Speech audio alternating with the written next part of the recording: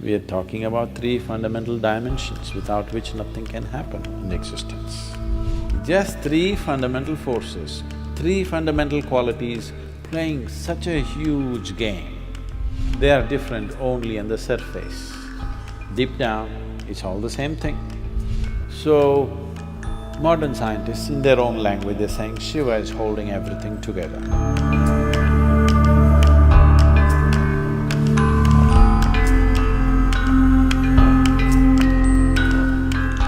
See, Brahma, Vishnu, Mahesh means don't think of three people, one floating on the clouds, another sitting on top of the mountain, another doing something else. We are not talking about three people. We are talking about three fundamental dimensions without which nothing can happen in existence. If you look at these stories closely enough, Brahma is the creative force. Is there creation in the existence? For sure. Vishnu is the maintenance. Is maintenance happening? I'm not talking about Delhi, I'm talking about creation. There maintenance happening. Definitely there is destruction, isn't it? Within your body right now, millions of cells are dying, millions of new cells are being created, and billions are being maintained, isn't it? So you are a manifestation of these three forces. So is the planet, so is the solar system, so is the whole creation. It is a manifestation of these three aspects of creation, maintenance and destruction. You might have gotten little attached to Shiva and become little destructive.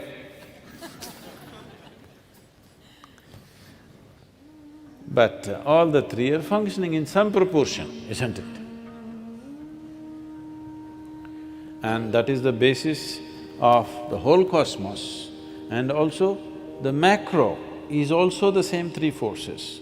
The micro is also the same three forces. The very atom has the same three forces, and the very cosmos has the same three forces. It is quite a simple creation, I'm telling you. Just three fundamental forces, three fundamental qualities playing such a huge game. Huge game, isn't it? Big time, isn't it? Big time game, just three forces. Doing great job with just three. So these three are three, but if you go deep enough, it's just one hand, just like that it's just one. That is the significance. Everywhere you see a trishul, don't think it's a weapon. I know some people are using it as a weapon. It's quite a lousy weapon if you want a weapon, I'm telling you. If you want to kill somebody, trishul is a bad weapon. Only people who do not know anything about fighting will carry a trishul and go.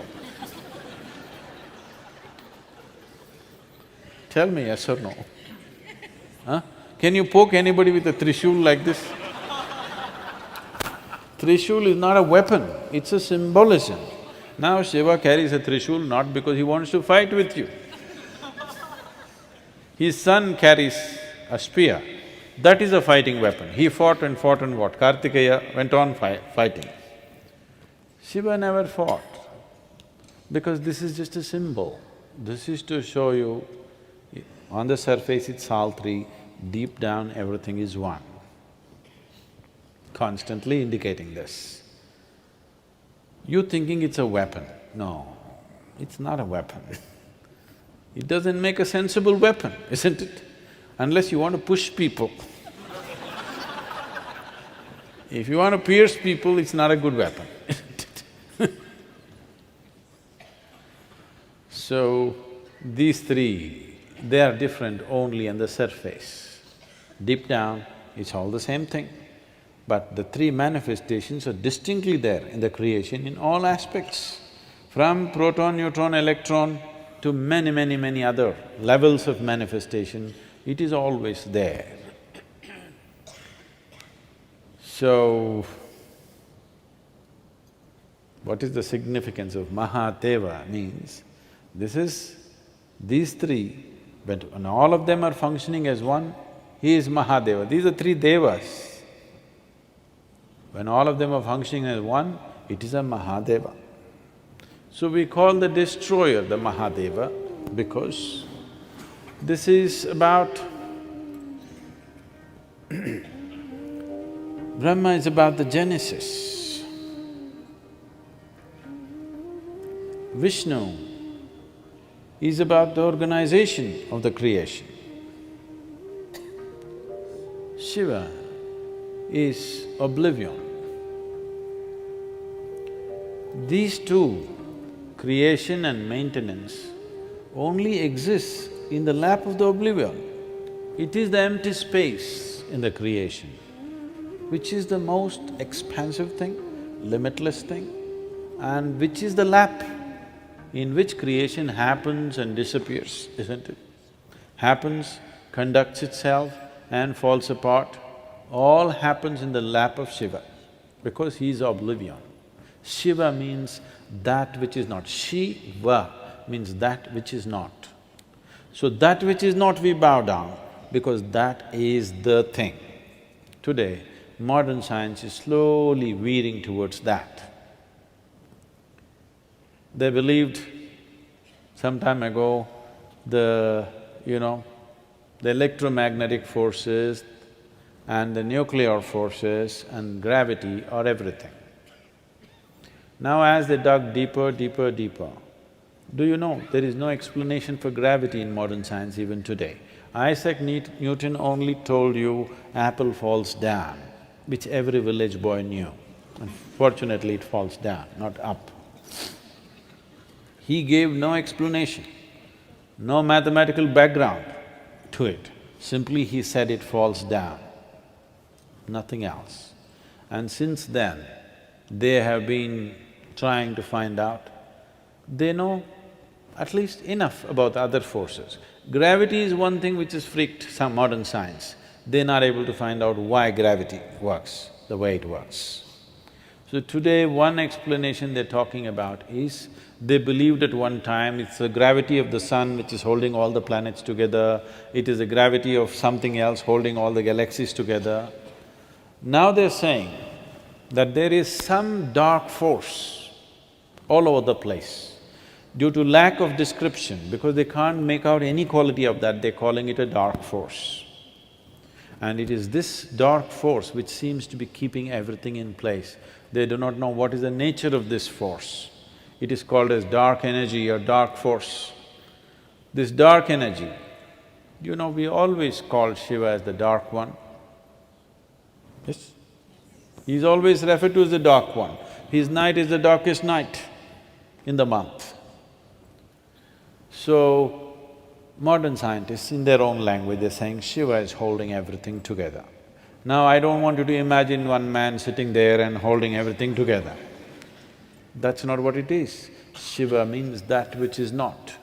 So that which is not is held as the highest, because that which is not is the largest manifestation in creation, isn't it so? If you look up in the sky, do you ever do it? Do you ever do it? Okay. I believe you, all right. So if you look up in the sky, because your visual apparatus are made in a certain way, you will think the sky is full of stars. That's not the reality. The largest thing out there is empty darkness, isn't it? The galaxies that you see there are just small specks. Rest, the vast expanse is nothing, isn't it? So that is what we are referring to as Shiva. But there are many aspects to this. This is because we are a dialectical culture, because we know existence is seamless. You think there is a boundary line between solar system and the rest of the galaxy? No. Between one galaxy and another galaxy, there's a boundary line, LOC? There's no such thing. It is just a seamless existence. So, we are a dialectical culture where it is seamless. So I will be talking about Shiva. When I say Shiva, you have to make out which Shiva am I talking about. I say Shiva referring to the boundless nothing. I say Shiva and I refer to the Adi Yogi. I say Shiva and I'm talking about a laborer who's walking on the street right now whose name is Shiva. All these things we do at the same time. And this is the reason. If you look up at the boundless nothingness, we do the same thing. If you look at the Adi Yogi, we will do the same thing. If the laborer Shiva is walking around here, he may be illiterate, he may be so many things, or maybe nothing, then also we do the same thing. Because we know without the dark energy that you're referring to, without Shiva holding it, even this body will not have its integrity, it'll all burst out.